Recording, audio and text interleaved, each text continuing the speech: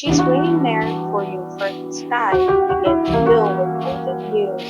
As he stepped off the last bud, red dust riding gently around his footsteps. The heat of the savannah still lingered, even with the sun hiding behind the mountains. In his backpack, almost nothing, just the essentials.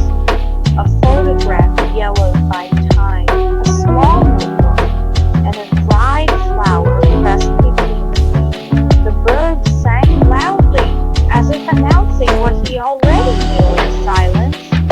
She was waiting, but it wasn't an ordinary kind of waiting. It was a waiting woven from memories, from closed eyes, and laughter tucked away in the corners of memory. It was the kind of waiting held deep in the chest by someone who feels the world spinning but remains steady in one place, waiting for a return. He remembered the last time he saw her. They were under a massive fig tree, its branches casting shadows over a blanket of dry leaves. She laughed. A laugh that carried both the sound of storms and the gentleness of wind. She told him to go to find his path, but her eyes quietly begged, "Come back." Since then, every step he took in the world was marked by that silent promise. He crossed noisy cities, nameless roads, and nights with pale skies. But our heart reaching from África echoed like ancient drums, always guiding him back. Now, with sweat on his temples and a heart racing with hope, he saw the outline of a small house with a new painted roof. At the back, the wind carried the scent of damp earth and wildflowers, the same one she used to grow in the yard. He smiled.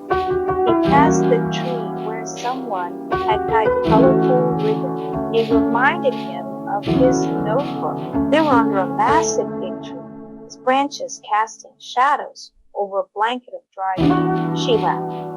A laugh that carried both the sound of storms and the gentleness of wind. She told him to go to find his path, but her eyes quietly begged, "Come back." Since then, every step he took in the world was marked by that silent promise. He crossed cities, nameless roads, and nights with pale skies. But our heart-reaching from África echoed like ancient drums, always guiding him back. Now, with sweat on his temples and a heart racing with hope, he saw the outline of a small house with blue painted windows.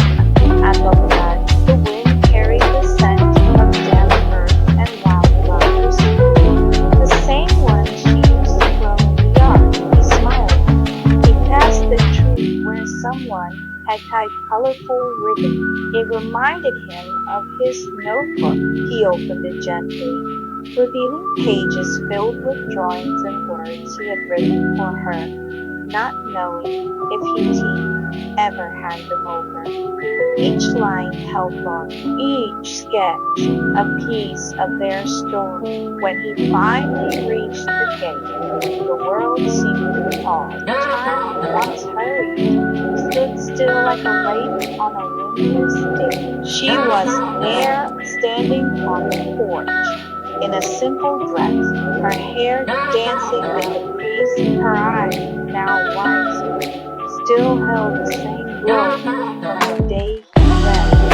She said nothing. Jai smiled, a smile that hid every answer. He stepped forward, letting the notebook fall softly to her, and in an embrace that seemed to contain years of wisdom, finally exhaled the goodness. Harry Lloyd, she's waiting there for you, and he had arrived.